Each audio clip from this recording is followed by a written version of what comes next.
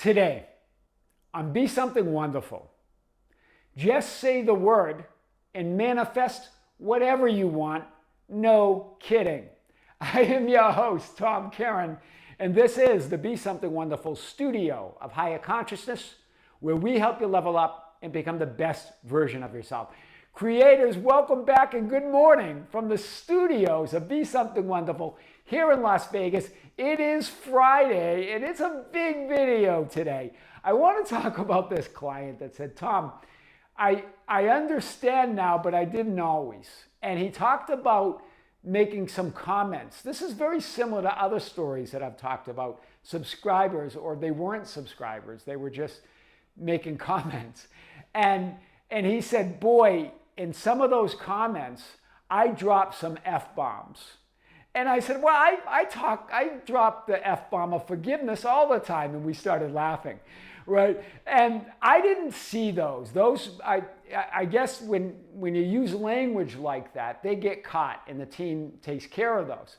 But his whole thing is, I dropped F-bombs around this idea. He goes, I was just frustrated with manifesting, frustrated with my life, with reality, all of this, right?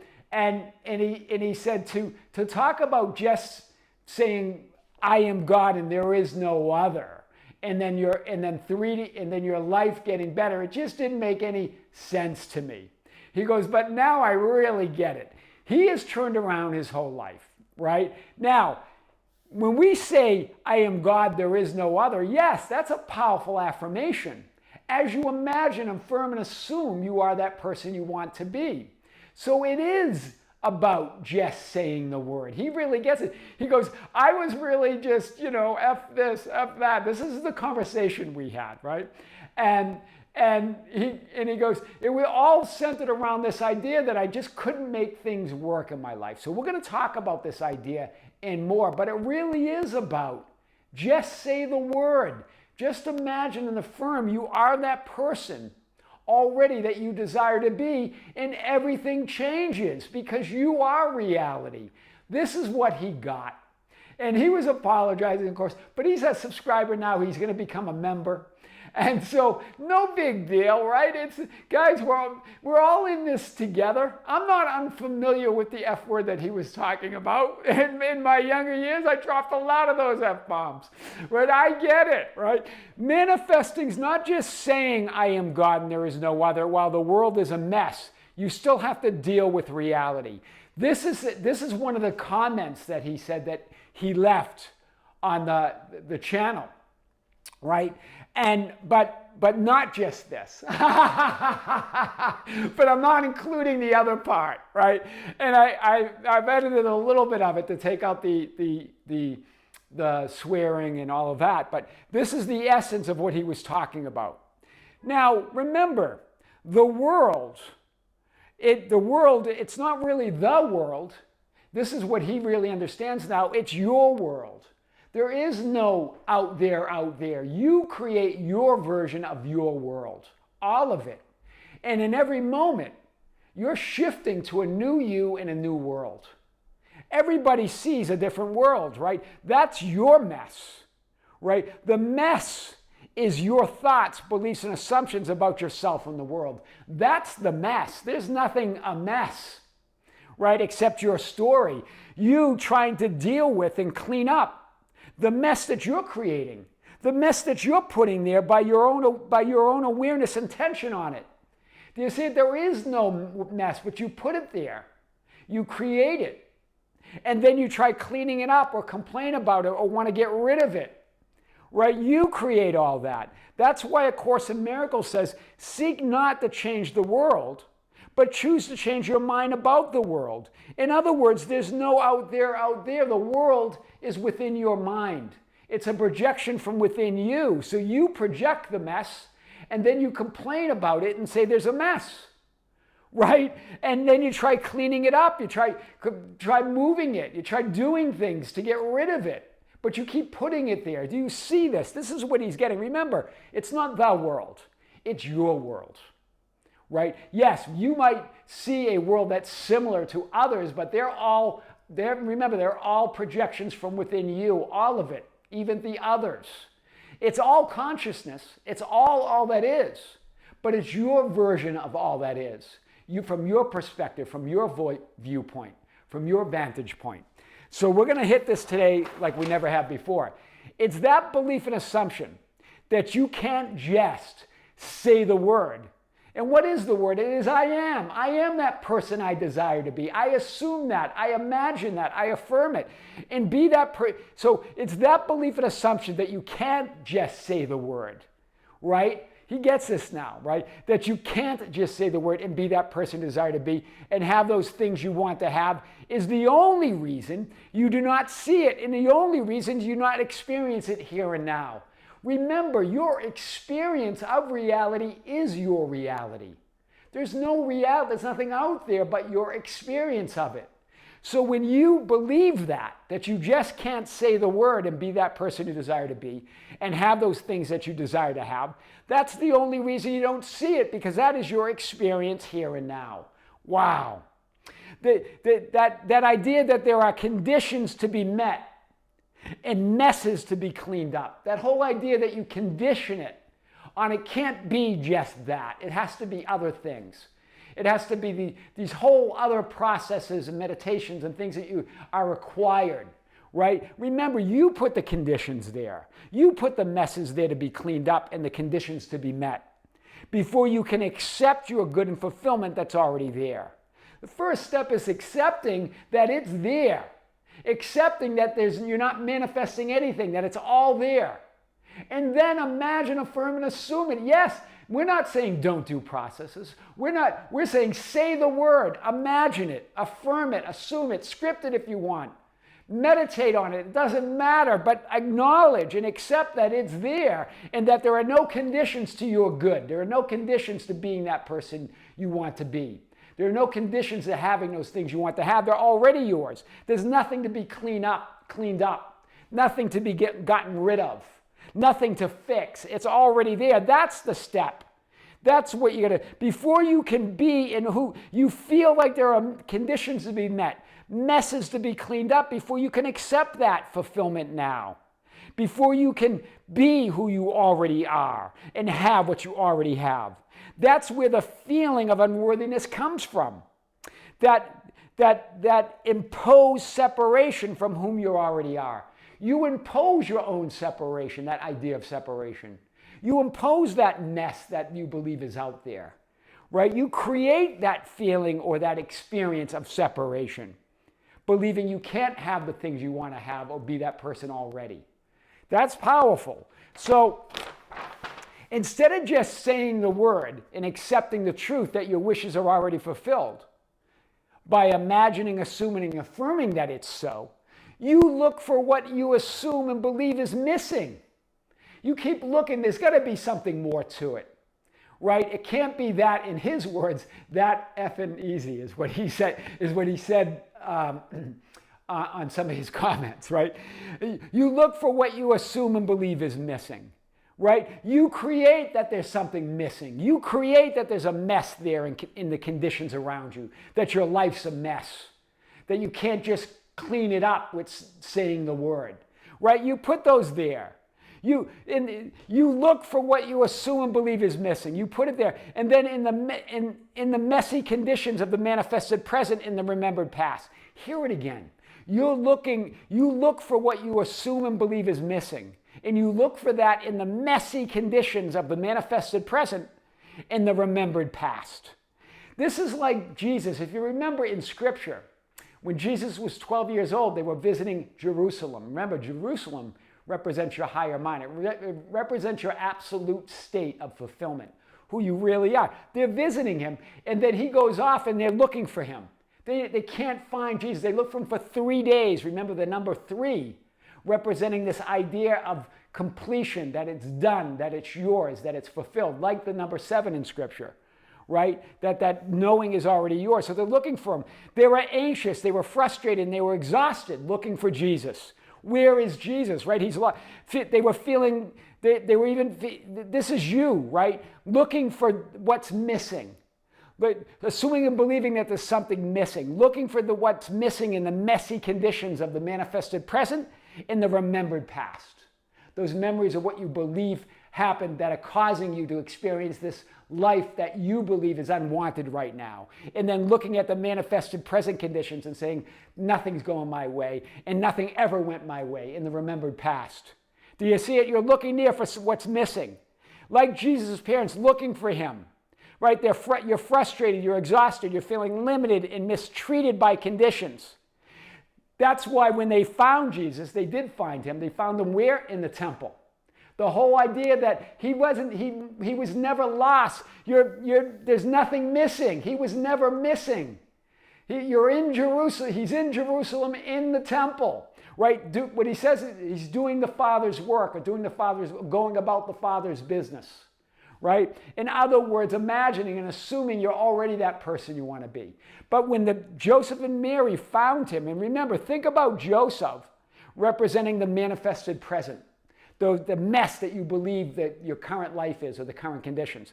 And think of Mary representing the remembered past, the subconscious, right? Things that you believe are sabotaging your life or are responsible for that manifested messy present, okay? So that's Joseph and Mary. Son, why have you treated us this way? Behold, your father and I have been anxiously looking for you. This is when they found Jesus in the temple. Your I am awareness, anxiously looking for that fulfillment in the conditions. Joseph and Mary representing those conditions, right? Not understanding that it's there the whole time, that awareness of being is never missing. That state of fulfillment is never missing. Who you really are and everything that you have is never missing. It's all around you, right? Everything you want. There's nothing missing. That's why just say the word. So, son, why have you treated us this way? Remember, we're feeling mistreated. Mistreated by life, mistreated by the conditions, mistreated by our subconscious, our remembered past, by people in the past, mistreated by the present conditions. Behold, your father and I have been anxiously looking for you. That's powerful. You will never find the answers, just like Mary and Joseph, right? Looking for Jesus. In the current manifested conditions in the physical mind, Joseph, or the remembered past conditions, the subconscious of Mary. You're never going to find the answers there, right? The past doesn't create the present, right? The manifested conditions don't have the answers. You do. That higher awareness of who you are has that. You only create and manifest the experience of non-fulfillment by focusing there. Remember, that remembered past, they're just images now that you can either decide to focus on or not from that awareness of being that you are right now. The manifested conditions, those are always changing. So there's nothing solid about any of this, right? You create and manifest the experience of non-fulfillment, that something is missing, that there's a mess to be cleaned up first, and then you're anxious and worried like Mary and Joseph, right? When the truth and reality is that you have been in fulfillment the whole time. You're in the Father's house the entire time. Jesus was there the entire time. He wasn't missing. Remember, you play all the parts. You're Joseph, you're Mary, you're Jesus, you're I am awareness. You're all of it. The physical mind, the manifested conditions, the past conditions are all part of you. But who are you really? You are that I am awareness within which it all takes place. Jesus was there the whole time. You're in fulfillment the whole time. There's nothing missing. There's nothing to be worried about. There's nothing to be anxious about, right? This is what Jesus says to them when they find him and they say that, where have you been? We've been so worried about you. And why do you treat us like that? He goes, why is it that you were looking for me? Did you not know that I had to be in my Father's house? Wow. Hear it. Why is it that you were looking for me? Did you not know that I had to be in my Father's house? Where else would you be? Where else would fulfillment has always been there? What are you looking for? What are you looking for in those manifested present conditions or the remembered past conditions? There's nothing there. There's nothing to find there. I've been here the whole time.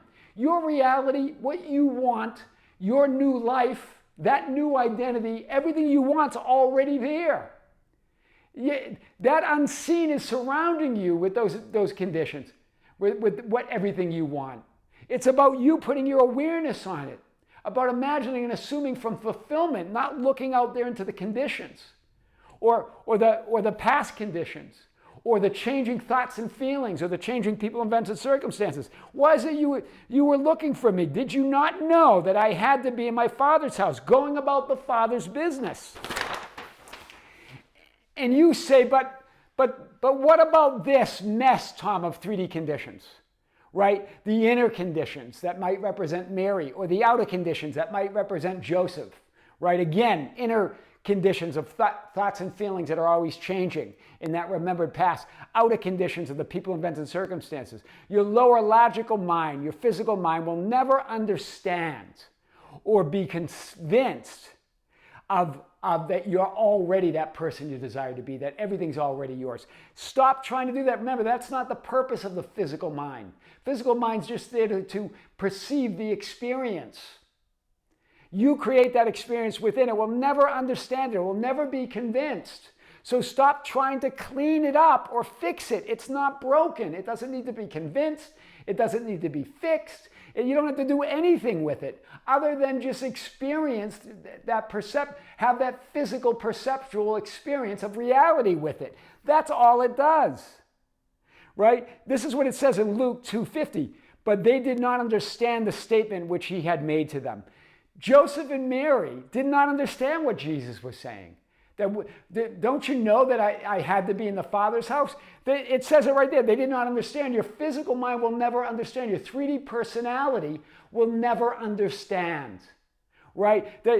As much as you try to get those inner and outer conditions right, focusing on trying to make the conditions understand, get the conditions right so you can give yourself permission to have everything you want now, they'll never understand. You just give yourself permission now, no matter what you're thinking or feeling, no matter what the outer conditions are doing, no matter what you're seeing, go to that fulfillment now. There's nothing, they'll never understand it. There's nothing to fix. There's nothing to understand. Remember, it's all you. Trying to convince yourself that you are worthy, complete, fulfilled only creates the experience that you're not. Do you see it? They did not understand the statement which he had made to them. In other words, they didn't understand that you're always fulfilled, that you're always complete. This is you. You don't always understand that you're already that person you desire to be, that fulfillment's already yours, that everything you want to have is already there. You're trying to convince yourself that you're worthy, complete, and fulfilled. That only creates the experience that you're not. I've said it before. You're absolutely and utterly worthy, or you wouldn't even be able to have that experience of not feeling worthy, of not feeling fulfilled. You must be completely fulfilled. So stop trying to convince yourself otherwise. That's why they didn't understand. That's the other message here. Right? That's the other message, that you'll never convince yourself. It will never understand. The physical you will never understand that it's worthy. It will never understand that it's utterly fulfilled. Right? Already. And that's why just say the word. That's why when Jesus healed the centurion's servant, the centurion said to Jesus, your I am awareness, your own I awareness, Lord, I'm not worthy for you to come under my roof. We're just not going to feel that worthiness. This is the centurion saying that to that I am awareness. That I am awareness. This is your physical mind saying, I'm not worthy that you come under, but just say the word and my servant will be healed. In other words, just go to that awareness that you're already fulfilled, that you're already healed. Stop trying to convince yourself that, and stop creating that state of unworthiness, that experience of unworthiness by trying to be worthy, and just say the word. Yeah, Lord, I'm not worthy for you to come under my roof. As a 3D personality, I'm not worthy. As with my focus out there in the conditions or on my on my changing thoughts and feelings, I'm not worthy. But just say the word, and I am complete. I am worthy. I am absolutely fulfilled. I am healed. I am whole. Wow. In other words, go about the Father's business and imagine, assume, and affirm you are that anyway. No matter what you're thinking and feeling, no matter what the conditions are. We're not saying don't do processes. Remember, Jesus was always the idea of praying, always in prayer, always going off to have a communion with the Father, with that greater reality within. So it's not about that. It's about doing it from the idea that those conditions don't mean anything. Again, from the chosen, they mean nothing, right? Just say the word and manifest whatever you want. We're not kidding. It's no kidding. This guy who was really adamant about, in vivid descriptions on the channel about saying why he can't just say the word, now gets it and is just saying the word. He's still imagining and affirming and doing processes, but he's doing it from that absolute knowing that he's already fulfilled, that it's already there, that manifesting is about seeing what's already there. It's about seeing and being and experience who you already are. That's powerful. Just say the word and manifest whatever you want. No kidding. I am your host, Tom Kearin, and this is the Be Something Wonderful studio of higher consciousness, where we help you level up and become the best version of yourself. Creators, thank you. Thank you for being with me. Thank you for liking and sharing and commenting on the videos. Thank you for being part of our Facebook group, the Be Something Wonderful Ambassadors, at facebook.com/groups/Be Something Wonderful, for joining us on Instagram and Twitter, at Tom Kearin, for being part of our TikTok, at Be Something Wonderful, or anywhere on social media, at Tom Kearin or at Be Something Wonderful, you'll find us, and also being part of the membership channel. A new video is coming out on the membership channel over the next few days, plus our live stream, which will be scheduled for this month. We're in March. Welcome to March. This month, we will have our live stream at the end of the month. It will be on a Sunday morning at 9 a.m. We'll be announcing that. That will be broadcast exclusively on the Be Something Wonderful membership channel. You can start sending your questions and topics to info@besomethingwonderful.com. Creators, with great love and great light and infinite gratitude, this is Tom Kearin here in the studios of Be Something Wonderful in Las Vegas. Until next time, we'll see you soon.